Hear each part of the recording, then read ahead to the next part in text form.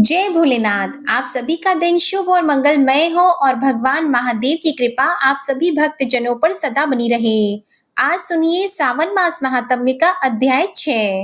एक समय पार्वती जी ने शिव जी से पूछा, देव, दैत्य लोग आपका प्रसाद पाकर तीनों लोकों में उत्पात करते और इंद्र आदि देवताओं को भी अपने स्थान से भगा देते हैं। ऐसे दुष्ट आत्माओं को आप वर क्यों देते हैं और भगवान विष्णु उन्हें क्यों मारते हैं?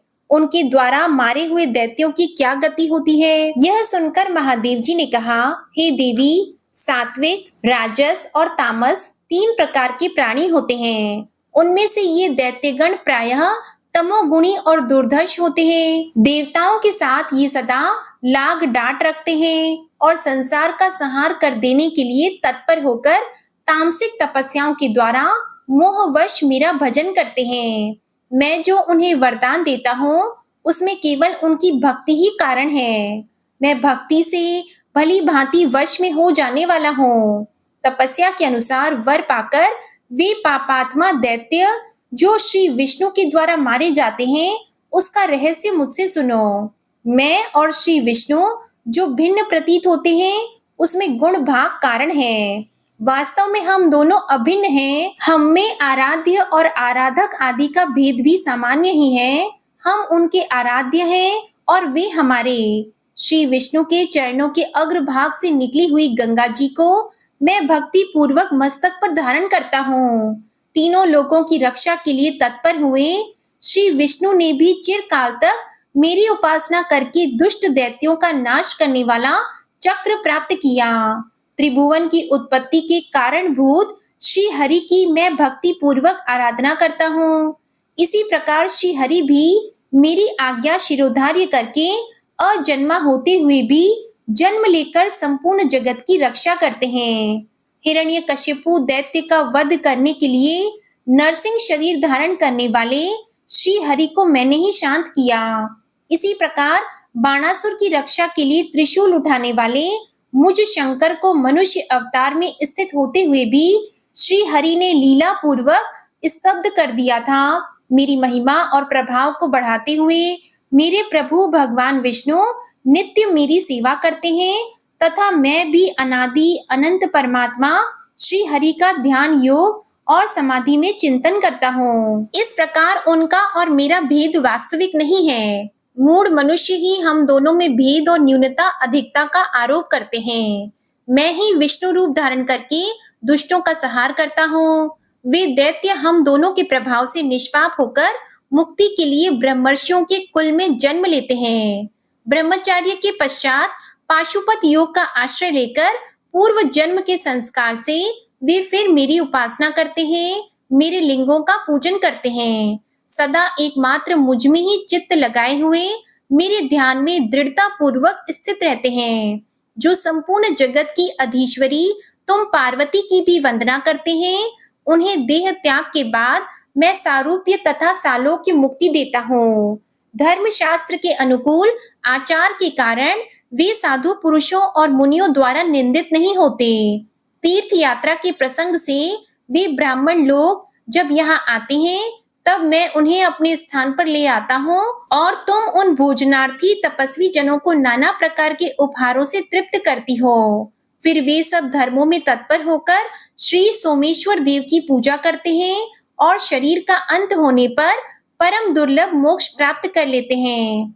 ब्राह्मण लोग कहते हैं, हे चंद्रदेव, पार्वती जी के पूछने पर भगवान शिव ने यही कहा था।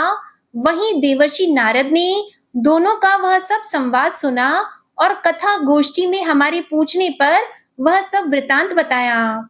ब्राह्मणों के ऐसा कहने पर सोमदेव प्रसन्न होकर अपने लोक को चले गए और उनकी आज्ञा से वे ब्राह्मण भी सोमेश्वर देव की यथावत पूजा करते हैं। जिस मनुष्य ने सोमवार से लेकर 8 दिनों तक सोमेश्वर देव का पूजन किया है, उसने सब प्रकार के दान और संपूर्ण महाव्रतों का अनुष्ठान कर लिया। महादेव जी कहते हैं, हे पार्वती, कैलाश के उत्तर निषद पर्वत के शिखर पर स्वयं प्रभा नामक एक विशाल पुरी है। उसमें धनवाहन नाम के एक गंधर्व राज रहते हैं। उनकी स्त्री बड़ी मनोहर थी। उसके साथ रहकर वे वहां दिव्य भोगों का उपभोग करते थे। समय अनुसार उनके 8 पुत्र हुए। पुत्रों के बाद एक कन्या उत्पन्न हुई, जिसका नाम गंधर्व सेना था। वह पिता की आज्ञा से बहुत सी कन्याओं के साथ भांति-भांति के वृक्षों, लताओं, फलों और फूलों से सुशोभित सुंदर उद्यान में खेला करती थी। एक दिन खेलती हुई उस कन्या को देखकर उसकी माता ने पति से कहा, स्वामिन, बंधु बांधवों सहित आपका तथा मेरा भी जीवन व्यर्थ है, जिनके घर में इतनी बड़ी कन्या अभी तक अविवाहिता है। पत्नी के ऐसा कहने पर गंधर्वराज ने कहा, देवी, मैं पुत्री के लिए सुंदर वर की खोज करता हूँ। ऐसा कहकर धनवाहन ने पुत्री को पुकारा। माता पिता के बुलाने पर गंधर्व सेना तुरंत वहां आई और उनके चरणों में प्रणाम करके बोली, पिताजी, क्या आज्ञा है? धनवाहन ने प्रसन्न होकर कहा, बेटी, तुम्हें जो कोई वर पसंद हो उसे बताओ, मैं उसी गंधर्व शिरोमणि के साथ तुम्हारा विवाह कर दूंगा। पिता के ऐसा कहने पर कन्या ने कहा, क्या तीनों लोकों में मेरे रूप के करोड़वें अंश की बराबरी भी करने वाला कोई है?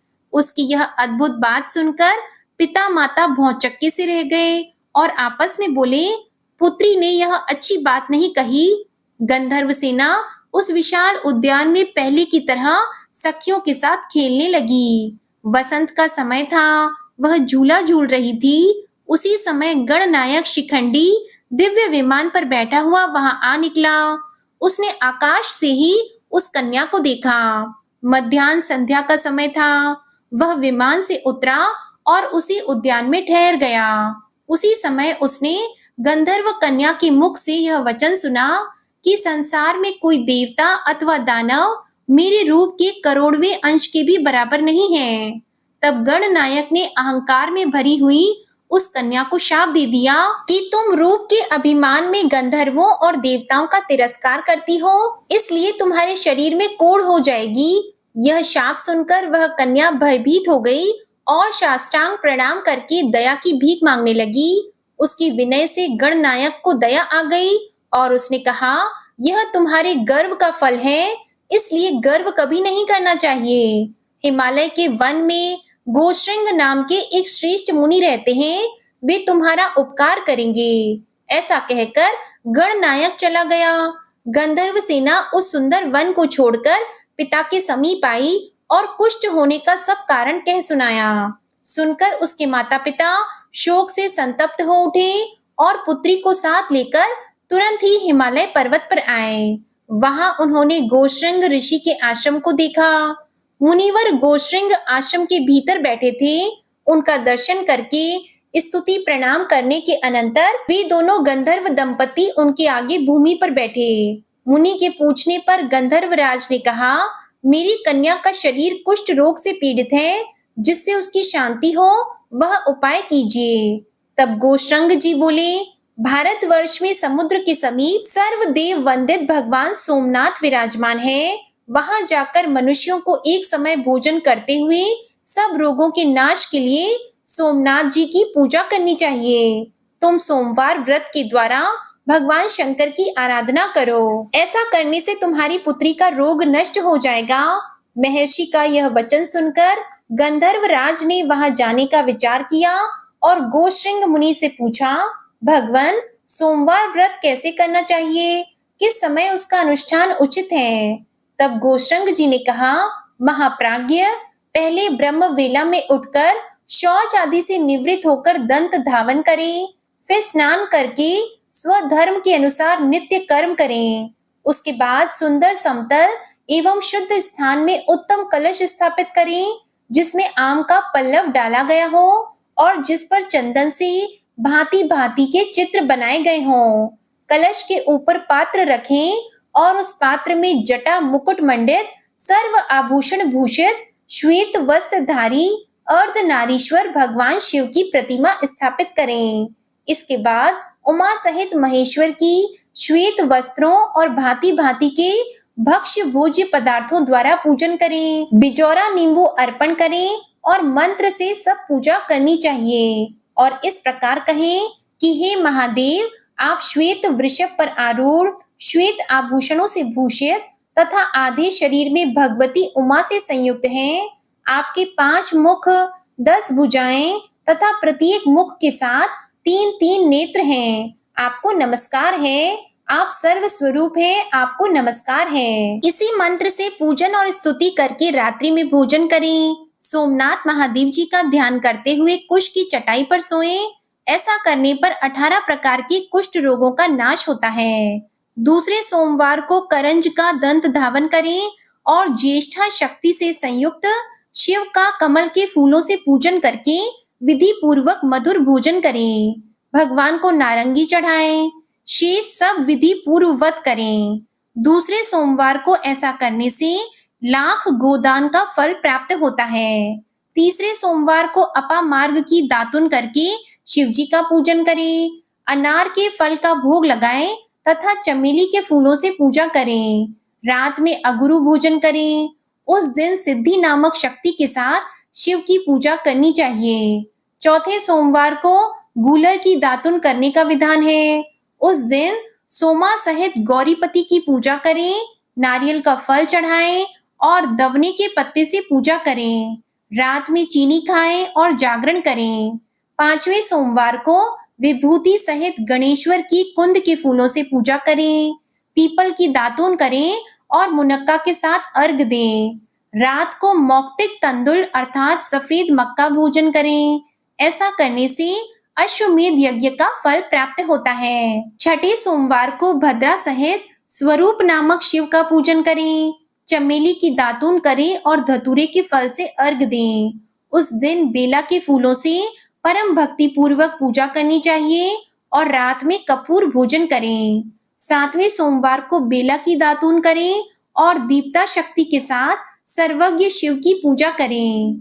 जंभीरी नींबू का फल अर्पण करें और चमेली के फूलों से पूजा। रात को लौंग खाएं। ऐसा करने से अनंत फल की प्राप्ति होती है। आठवें सोमवार को केले का फल और मरुआ के फूलों से अमोघा शक्ति सहित जगदीश्वर शिव का पूजन करें। रात में दूध पिएं। इससे अग्निष्टम यज्ञ का फल प्राप्त होता है। करोड़ बार गंगा स्नान करने से और सूर्य ग्रहण के समय कुरुक्षेत्र में वेद वेता ब्राह्मण को 10,000 स्वर्ण मुद्रा दान करने से जिस फल की प्राप्ति होती है वही सोमवार व्रत करने पर कोटि गुना होकर मिलता है। नवा सोमवार प्राप्त होने पर व्रत का उद्यापन करें। ध्वजा पताकाओं से सुशोभित गोल मंडप और कुंड बनाएं। 4 दरवाजे बनाकर मंडप के मध्य में चौकोर वेदी का निर्माण करें। उस पर मंडल बनाकर बीच में कमल बनाएं। 8 दिशाओं में अलग अलग सुवर्ण सहित कलश स्थापित करके पूर्व से लेकर वाम आदि शक्तियों की भी स्थापना करें। कर्णिका में परम प्रकाशमय श्री सोमनाथ जी को विराजमान करें। सोमनाथ जी की सुवर्णमय प्रतिमा मनोमती नामक शक्ति के सहित स्वर्ण शैया पर स्थापित करनी चाहिए। सुवर्ण अथवा रजत आदि के पात्र को शहद से भरकर उसे स्वर्ण शैया पर आच्छादित करके रख दें और उसी पर शिव प्रतिमा का पूजन करें। फिर वस्त्र, आभूषण, तांबूल, छत्र, चंवर, दर्पण, दीप, घंटा, चंदोवा, शैया और गद्दा आदि वस्तुएं सोमनाथ की प्रीति के उद्देश्य से पुराण वेता आचार्य को दान करें। वहीं होम करें और पूजन करके रात में वहीं जागरण करें। अपने हृदय में सोमनाथ जी का ध्यान करते हुए पंचगव्य पीकर रहें। प्रातः काल स्नान करके विधि पूर्वक सोमदेव का ध्यान करें। इसके बाद दूध और खांड आदि से बने हुए अनेक प्रकार के भक्ष्य भोज्य पदार्थों द्वारा 9 ब्राह्मणों को भक्ति पूर्वक भोजन कराएं। 2 वस्त्र और 1 गोदान करके विसर्जन करें। इस प्रकार सोमवार व्रत का पालन करने वाला पुरुष अक्षय पुण्य का भागी होता है। धन धान्य से संपन्न तथा स्त्री पुत्र आदि से सुशोभित होता है। उसके कुल में कोई दरिद्र अथवा दुखी नहीं होता। इस प्रकार विधि पूर्वक व्रत करने पर मनुष्य देह त्याग के पश्चात शिवलोक में जाता है। महाभाग, जहाँ भगवान सोमनाथ विराजमान है वहां शीघ्र जाओ। महादेव जी कहते हैं, गोश्रृंग मुनि के ऐसा कहने पर गंधर्वराज धनवाहन अपनी पुत्री के साथ सब उपहार लेकर प्रभास क्षेत्र में आए। वे सोमनाथ का दर्शन करके आनंद में मग्न हो गए। यात्रा के क्रम से सोमनाथ जी का पूजन करके उन्होंने कन्या सहित सोमवार व्रत किया। इससे उनके ऊपर सोमनाथ प्रसन्न हुए और उन्होंने उनकी कन्या के रोगों का नाश करके समस्त कामनाओं की सिद्धि देने वाला गंधर्व देश का राज्य तथा अपनी भक्ति दी। महादेव जी से वरदान पाकर धनवाहन गंधर्व कृतार्थ हो गए। उन्होंने सोमनाथ जी के उत्तर भाग में दंडपाणी के समीप भक्ति पूर्वक गंधर्वेश्वर शिव की स्थापना की। ये वर्धा से पश्चिम 5 धनुष की दूरी पर स्थित है। पंचमी तिथि में उनकी पूजा करके मनुष्य कभी दुखी नहीं होता। धनवाहन की पुत्री गंधर्व सेना ने भी वहां गौरी जी के समीप पूर्व भाग में 3 धनुष की दूरी पर विमलेश्वर नामक शिवलिंग की प्रतिष्ठा की, जो सब रोगों का नाश करने वाला है। तृतीया को विमलेश्वर की पूजा करके प्रत्येक स्त्री दुर्भाग्य दोष से मुक्त हो जाती है और घर में सम्मानित होती तथा पुत्र एवं संपूर्ण मनोरथों को प्राप्त कर लेती है। जय भोलेनाथ। आज का अध्याय समाप्त हुआ। इसके आगे का वृतांत आप अगले अध्याय में सुनिएगा। अब आप सुनिए श्री शिव चालीसा पाठ। श्री गणेश गिरिजा सुवन मंगल मूल सुजान, कहत अयोध्या दास तुम देहो अभय वरदान। जय गिरिजापति दीन दयाला, सदा करत संतन प्रतिपाला। भाल चंद्रमा सोहत नीके, कानन कुंडल नाग फनी के। अंग गौर शिर गंग बहाए, मुंड माल तन छार लगाए। वस्त्र खाल बागंबर सोहे, छवि को देख नाग मुनि मोहे। मैना मातु की है दुलारी, बाम अंग सोहत छवि न्यारी। कर त्रिशूल सोहत छवि भारी, करत सदा शत्रु निशयकारी। नंदी गणेश सोहितः कैसे, सागर मध्य कमल है जैसे। कार्तिक श्याम और गणराऊ, या छवि को कही जात न काऊ। देवन जब ही जाए पुकारा, तब ही दुख प्रभु आप निवारा। किया उपद्रव तारक भारी, देवन सब मिली तुम ही जुआरी। तुरत षडानन आप पठायहु, लव निमेष महामार गिरायहु। आप जलंधर असुर सहारा, सुयश तुम्हार विदित संसारा। त्रिपुरासुर सन युद्ध मचाई, सब ही कृपा कर लीन बचाई। किया तपहि भागीरथ भारी, पूरब प्रतिज्ञा तसु पुरारी। दानिन मह तुम सम को नाही, सेवक स्तुति करत सदाहि। वेद नाम महिमा तव गाई, अकथ अनादि भेद नहीं पाई। प्रगट उदधि मंथन में ज्वाला, जरे सुरासुर भय विहाला।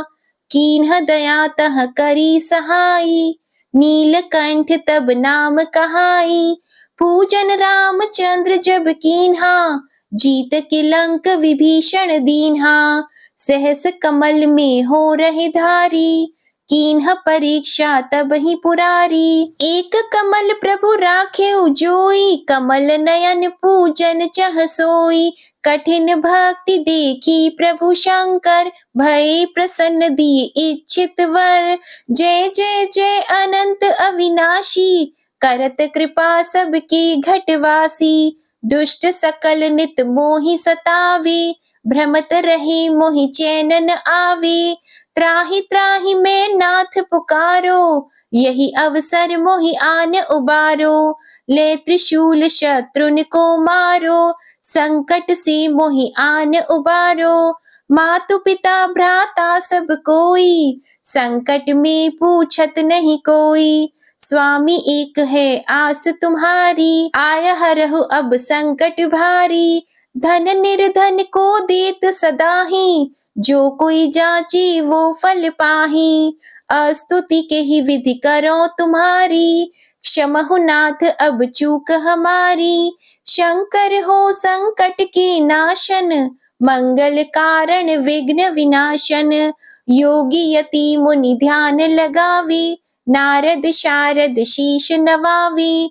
नमो नमो जय नमो शिवाय, सुर ब्रह्मादिक पारन पाए। जो यह पाठ करे मन लाई, तापार होत है शंभु सहाई। ऋण के हो जो कोई अधिकारी, पाठ करे सो पावन हारी। पुत्रहीन कर इच्छा कोई, निश्चय शिव प्रसाद तेहि होई। पंडित त्रयोदशी को लावे, ध्यान पूर्वक होम करावे। त्रयोदशी व्रत करे हमेशा, तन नहीं ताके रहे कलेशा। धूप दीप नैवेद्य चढ़ावे, शंकर सम्मुख पाठ सुनावे। जन्म जन्म के पाप नसावे, अंतवास शिवपुर में पावे। कहे अयोध्या आस तुम्हारी, जानी सकल दुख हरहु हमारी। नित नेम कर प्रातहि, पाठ करो चालीसा। तुम मेरी मनोकामना, पूर्ण करो जगदीश। मगसर छठी हेमंत ऋतु, संवत 64 जान। स्तुति चालीसा शिव ही, पूर्ण कीन कल्याण। शिव चालीसा समाप्त होती है। प्रेम से बोलिए भगवान भोलेनाथ की जय। अब आप सुनिए भगवान भोलेनाथ की आरती। ओम जय शिव ओंकारा, प्रभु हर शिव ओंकारा। ब्रह्मा विष्णु सदा शिव, ब्रह्मा विष्णु सदा शिव। अर्धांगी धारा, ओम जय शिव ओंकारा। एकानन चतुरानन, पंचानन राजे। स्वामी पंचानन राजे। हंसासन गरुड़ासन, हंसासन गरुड़ासन। वृषवाहन साजे, ओम जय शिव ओंकारा। दो भुज चार चतुर्भुज, 10 भुज अति सोहे। स्वामी 10 भुज अति सोहे। त्रिगुण रूप निरखते, त्रिगुण रूप निरखते। त्रिभुवन जन मोहे, ओम जय शिव ओंकारा। अक्षमाला वनमाला, मुंडमाला धारी। स्वामी मुंडमाला धारी। त्रिपुरारी कंसारी, त्रिपुरारी कंसारी। करमाला धारी, ओम जय शिव ओंकारा। श्वेतांबर पीतांबर, बाघंबर अंगे। स्वामी बाघंबर अंगे। सनकादिक गरुणादिक, सनकादिक गरुणादिक। भूतादिक संगे, ओम जय शिव ओंकारा। कर की मध्य कमंडल, चक्र त्रिशूलधारी। स्वामी चक्र त्रिशूलधारी। सुखकारी दुखहारी, सुखकारी दुखहारी। जगपालनकारी, ओम जय शिव ओंकारा। ब्रह्मा विष्णु सदा शिव, जानत अविवेका। स्वामी जानत अविवेका। प्रणवाक्षर में शोभित, प्रणवाक्षर में शोभित। ये तीनों एका, ओम जय शिव ओंकारा। त्रिगुण स्वामी जी की आरती, जो कोई नर गावे। स्वामी जो कोई नर गावे। कहत शिवानंद स्वामी, कहत शिवानंद स्वामी। मन वांछित फल पावे, ओम जय शिव ओंकारा। ओम जय शिव ओंकारा। जय भोलेनाथ। आपको ये कथा पसंद आई हो तो वीडियो को लाइक कीजिएगा, शेयर कीजिएगा, कमेंट में भगवान भोलेनाथ जी की जय लिखिएगा और चैनल को भी सब्सक्राइब कीजिएगा। इसी के साथ आज आप हमारे चैनल पर शिव महापुराण का अध्याय 6 भी जरूर सुनिएगा। प्रेम से बोलिए भगवान भोलेनाथ की जय।